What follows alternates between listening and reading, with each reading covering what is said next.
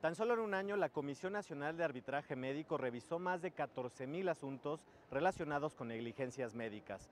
1,414 de ellos tienen que ver con un tratamiento médico inadecuado. Hoy le presentaremos el caso de una mujer que tuvo gemelos y debido a una mala práctica médica, uno de ellos está ciego. Mi nombre es Emanuel Saldaña, hoy los saludo desde el estado de Puebla. Quédese con nosotros, ya inicia Te Defendemos.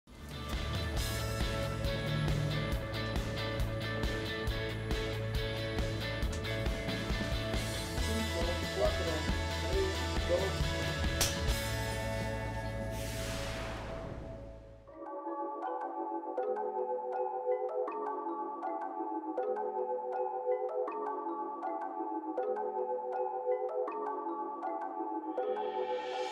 ...27 años de formar este matrimonio.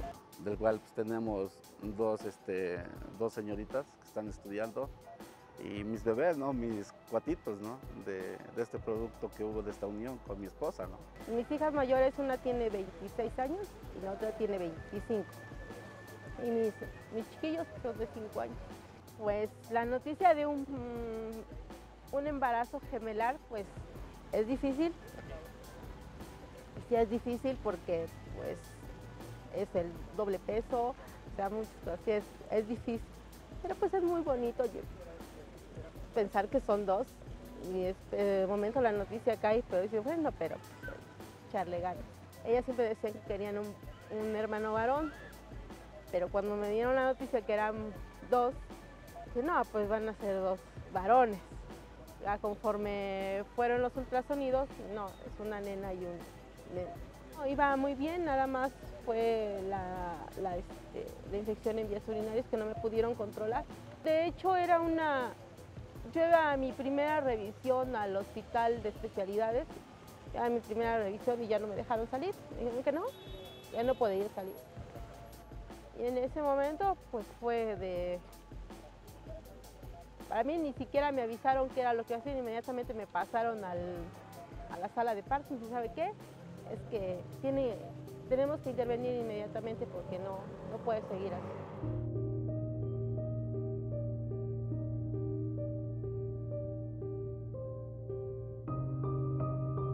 La trabajadora social se comunicó conmigo que se había complicado, pero también nos dijeron que habían fallecido los niños.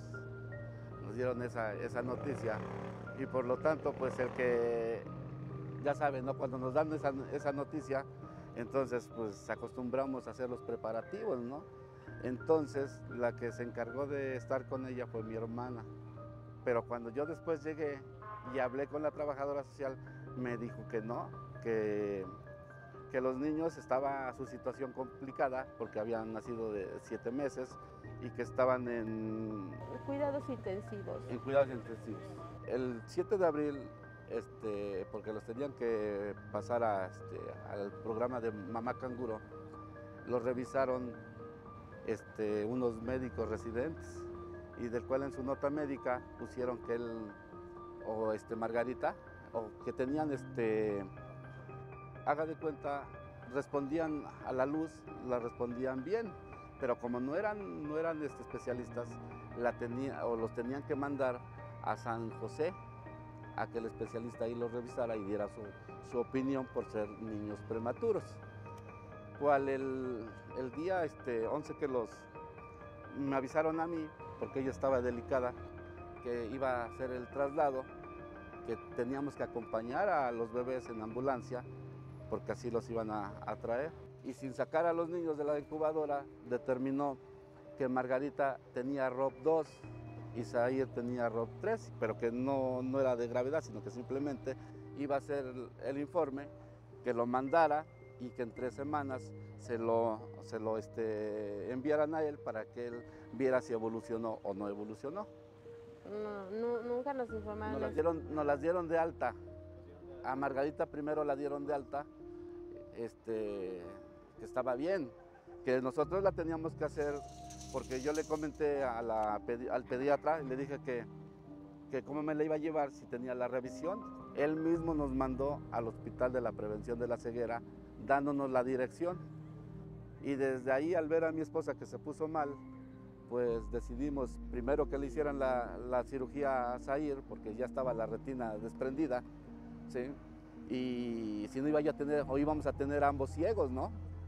Pero todavía teníamos la esperanza de que la niña no tuviera el ROP5 que él ya le había calificado sin hacer ningún estudio más que la revisión. Pues teníamos la fe que en el Hospital de la Prevención de la Ceguera pues nos dieran otra oportunidad, lo pudieran operar, cual ellos fueron definitivamente los que nos explicaron el procedimiento de lo que son de los bebés prematuros. El ROP3 es tratable y me dijo que sí.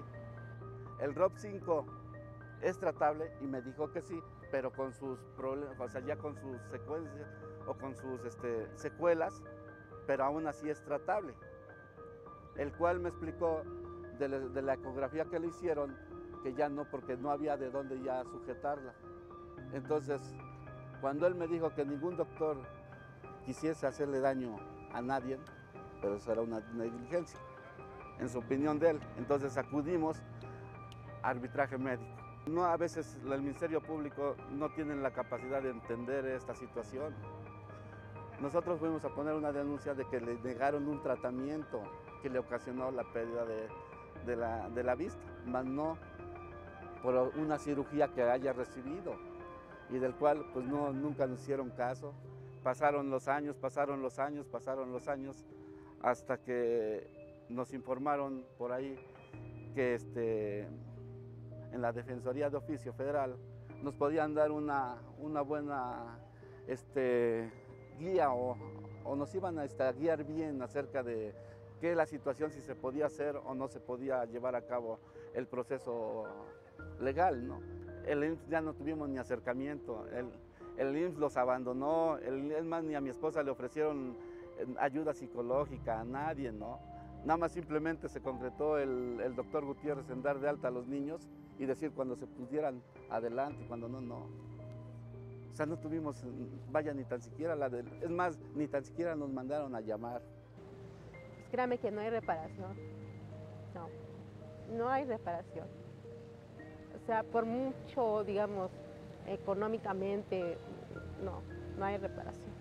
Mire, pues, el apoyo pues ahorita es darle una educación para que ella sola, o sea, ella se pueda valer por sí sola. No va a ser lo mismo, porque este mundo está hecho para nosotros, no para ella. Entonces, pues, darle más que nada las bases. Y pues, yo creo que va a llegar a ser una mujer de bien. Pues no nos queda más que aceptar la situación que estamos viviendo, ¿verdad? Y darle las herramientas para que en lo futuro, pues igual, ¿no?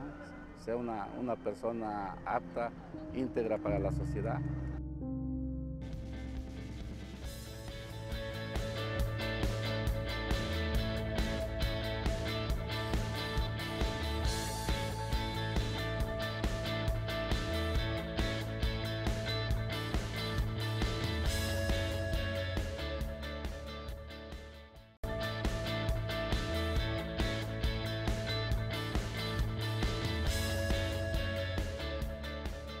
Acabamos de ver el testimonio de la familia Aguilar Muñoz y ahora está con nosotros el licenciado Mauricio Pérez Hernández, asesor jurídico federal.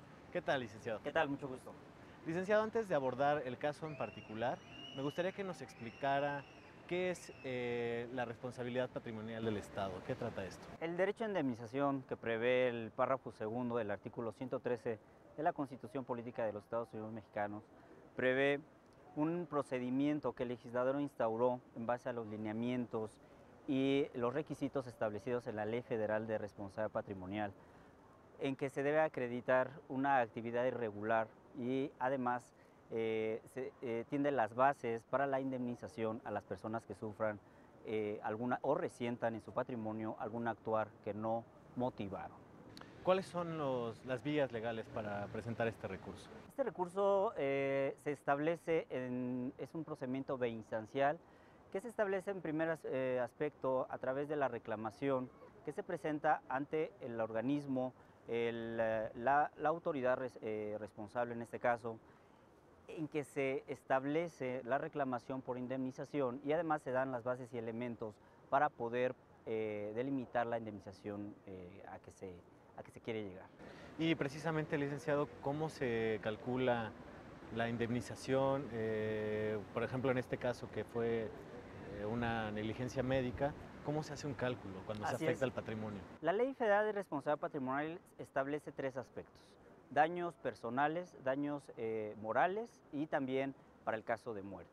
En el primer aspecto, la Ley Federal del Trabajo es supletoria de la Ley Federal de Responsabilidad Patrimonial del Estado, porque va a fijar precisamente los parámetros en el caso de alguna pérdida de algún órgano, de alguna cuestión, que en base a los dictámenes periciales que se presenten, en ese término va a ser la indemnización. En el cuanto al daño moral, se va a apoyar en este caso del Código Civil Federal, que en el artículo 1915 establece las bases que se puede cuantificar la indemnización, aunque en este aspecto está topado a 20,000 salarios mínimos en toda la República, aunque la ley todavía establece que es la Ciudad de México. Y para el caso de la muerte, también se auxiliará de la Ley Federal del Trabajo y a los peritajes que para el caso se presente. Licenciado, y bueno, en el caso de una mala praxis médica, pues está de por medio la vida y la integridad de las personas. ¿Hay alguna sanción para las autoridades médicas, además de esta indemnización que ya nos comentaba? Así es. El Código Penal Federal establece en el artículo 238 el apartado de responsabilidad profesional. Toda persona que esté encargada, todo servidor público que esté encargada de ejercer su profesión y que por esta actividad cause algún ilícito, como es el caso, se establece sanciones tanto de inhabilitación, que pueden ir desde cierto periodo, ¿verdad?, hasta definitivo, si hay alguna reincidencia. El derecho a reclamar estas indemnizaciones prescribe, ¿no? ¿Cuáles son los plazos que marca la ley? Se establecen 2 plazos. Uno de ellos es de 1 año, cuando se prevé la cuestión de daño patrimonial, y de 2 años cuando se establece algún daño por indemnización en aspectos psíquicos o físicos de la persona. Licenciado, precisamente la indemnización o el derecho a reclamar esta indemnización tiene prescripción. ¿Cuáles son los plazos que establece la ley? Así es. En la Ley Federal de Responsabilidad Patrimonial se establecen 2 plazos. El primero de ellos es por daño patrimonial, que es de 1 año contado a partir de que empiezan o cesan los efectos lesivos. Y de 2 años cuando se tratan de efectos psíquicos o físicos en la persona. Aquí es muy importante recalcar que en el asunto en particular, al tratarse de menores de edad involucrados, el interés superior del menor, existen criterios de la Suprema Corte de Justicia de la Nación que en base a acrecentarlo, ¿verdad?, a tener una mayor cuidado en el interés superior, no debe de ser tan estricto como en el caso, ¿verdad? Debe haber cierta flexibilidad precisamente para que los menores de edad puedan ejercer sus derechos plenamente. Esta es una situación muy importante porque en Puebla se ha obtenido, en base al interés superior del menor, importantes criterios y la Corte así lo ha establecido. Licenciado, salimos a las calles de Puebla a preguntarle a la gente qué opina acerca de la negligencia médica. Lo invito a ver nuestra sección Te Escuchamos y al regresar ya abordamos en particular el caso de la familia Aguilar Muñoz. Claro que sí. Vamos a ver la sección Te Escuchamos y regresamos con más. Un mal descuido o eso, una operación, ve que pueden quedarles después una herramientita de ellos y ahí es donde queda uno mal, ya sería un mal médico, ¿no? Eso es gravísimo y eso sucede seguido, ¿no? Yo soy una víctima de eso, casualmente. ¿Qué le pasó? Me operaron en Lomas Verdes de una cirugía de rodilla que debía ser con artroscopía. El médico se equivocó y tuvo que hacerla abierta totalmente y quedó la secuela bastante grave, permanente de por vida.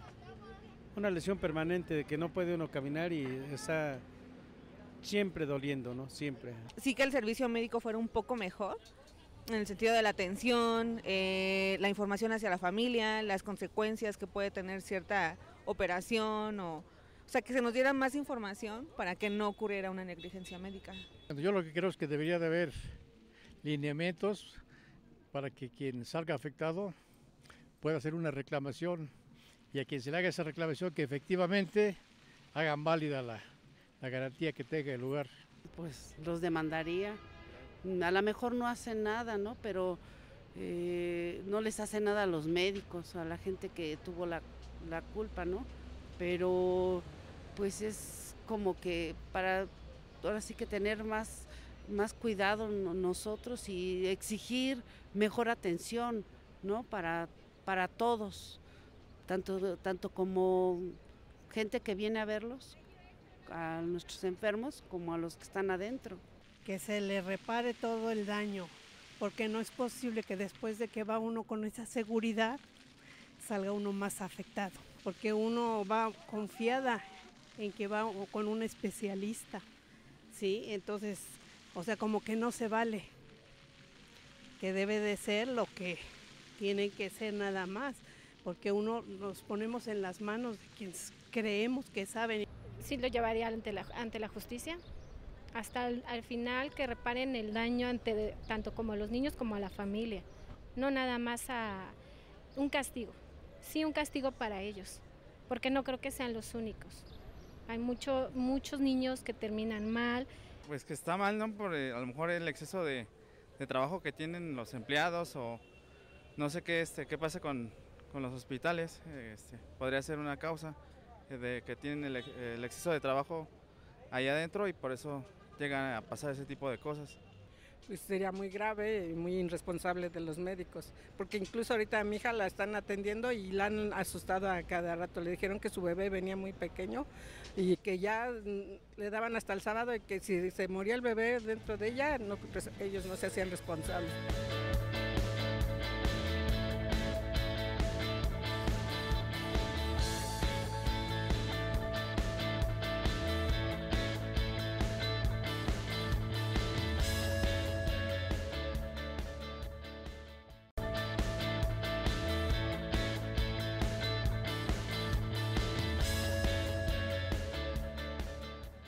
Ya estamos de regreso, seguimos hablando sobre la negligencia médica.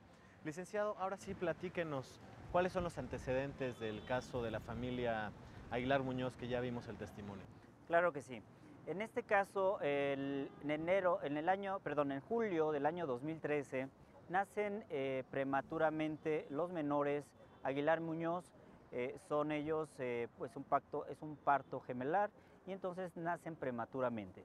Debido a esta cuestión hay unos tratamientos pretérmino que en concreto para descartar, en este caso, la retinopatía del prematuro, son sometidos a procedimientos precisamente para evitar algún problema con la visión. Sin embargo, el Instituto Mexicano del Seguro Social, a través de la unidad hospitalaria de San Alejandro y los médicos, infringieron algunas cuestiones de protocolo que se debe de observar para diagnosticar o en su caso descartar la retinopatía del prematuro. ¿Y cómo llegó este asunto al Instituto Federal de Defensoría Pública? En este caso, el papá de ellos, el señor Aguilar Santa María, es el que acude directamente ante el instituto en forma personal a solicitar la intervención y los servicios que nosotros prestamos. Cuando llega este asunto a sus manos, licenciado, ¿cómo comienza su estrategia legal para apoyar a esta familia? En el caso, yo sí me enfrenté a algunas irregularidades, fue difícil establecer el medio de defensa porque llega 4 años después de que habían nacido los menores y de que se había dado la lesividad en ellos. Sin embargo, a efecto de recabar las pruebas necesarias para iniciar el procedimiento de responsabilidad patrimonial, era necesario sacar el asunto de una averiguación previa que conocía en la vía tradicional un fiscal local investigador, indebidamente toda vez que era facultad de la Procuraduría General de la República quien debía conocer precisamente de este ilícito. Entonces se promovió un juicio de amparo indirecto previamente para poder obtener avances y para poder obtener el dictamen que yo necesitaba para instaurar el procedimiento de reclamación. Y aquí entraría lo que ya nos había comentado en el bloque anterior de la flexibilidad de los tiempos, ¿no? En este caso particular. Así es, porque estamos hablando de una prescripción que en el caso, ¿verdad?, pudiera, muchos de ellos, inclusive el propio fiscal investigador consideró que ya se había dado, lo cual no puede ser, es ilógico, es incongruente, toda vez que se trata de dos menores y a efecto de preservar su interés superior, era necesario obtener estos medios probatorios, pero además observar el protocolo de actuación que inclusive la Corte ha emitido. Licenciado, creo que ya nos platicaba que algunas alternativas procesales para este asunto. ¿Cuáles fueron? Así es, las alternativas procesales se trató del juicio de amparo indirecto, fueron dos. En primer lugar, ante el fiscal investigador local, ¿verdad?, concede el amparo el juez de amparo en materia penal para que la averiguación previa saliera del nivel local e integrada que fuera, se sometiera al Ministerio Público de la Federación. Sin embargo, nos encontramos que al llegar a la Procuraduría General de la República, ellos consideran que se debe reservar el expediente dada el tiempo que ya llevaba integrándose y la pretenden reservar, por lo que hay un segundo amparo. Efectivamente, en ambos amparos se concedió la protección constitucional y actualmente se ha obtenido buenos resultados. Y al final, ¿cuál fue la resolución? La solución del asunto fue en sede administrativa. En el presente caso no hubo necesidad de ampliar más el asunto, dada la temporalidad que ya había. El Instituto Mexicano del Seguro Social, al analizar los elementos de prueba que fueron aportados, acepta que hubo una actividad irregular de parte de sus servidores públicos y entonces acepta la indemnización, procede a otorgar la indemnización conforme a los parámetros que ya hemos explicado. ¿Cuáles fueron los retos como asesor jurídico que tuvo en este caso, licenciado? Es muy importante la gestión que se tuvo ante el propio Instituto Mexicano del Seguro Social.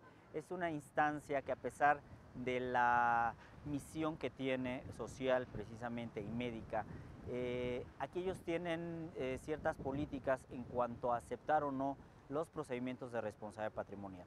Hay pocos antecedentes al respecto y ha sido hasta la Suprema Corte de Justicia en donde muchas de las personas han obtenido alguna solución al problema. Sin embargo, en el presente asunto, dada la naturaleza de lo reclamado, se accedió a la indemnización a través de un convenio. Licenciado, por último, recordarle a la gente que el servicio es gratuito y de calidad. ¿Qué mensaje le daría a los ciudadanos para que se acerquen? Debe haber familias que puedan tener esta situación, alguna similar. Claro que sí, es muy recurrente que las personas no tengan las vías de información, no sepan acercarse a las instituciones, como en este caso el Instituto Federal de Defensoría Pública les otorga gratuitamente, que pueden acceder a los servicios de representación, asesoría y orientación por parte de nuestro instituto de forma gratuita. Licenciado, y bueno, ¿cuáles son los requisitos que debe presentar la gente cuando requiere sus servicios?